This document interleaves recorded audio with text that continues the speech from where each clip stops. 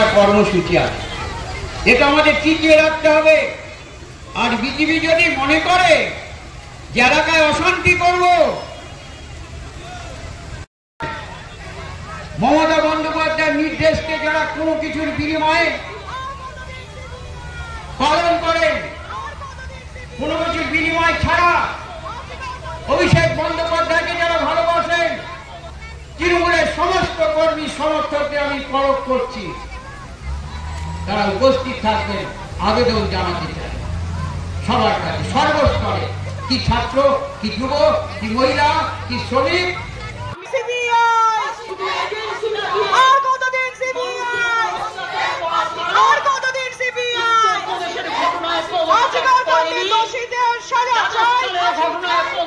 দিয়েছেন মাননীয় মন্ত্রী স্বপন দেবনাথের নেতৃত্বে আজকের যে মহামিছিল আপনারা সংগঠিত করেছেন এই এলাকায়, শুধুমাত্র নসরপুর গ্রাম পঞ্চায়েত এলাকার যারা মহিলা তৃণমূল কংগ্রেসের সৈনিকরা আছেন তারা এখানে উপস্থিত হয়েছেন, সঙ্গে সমুদ্রগড় এবং শ্রীরামপুর সহযোগিতা করেছেন।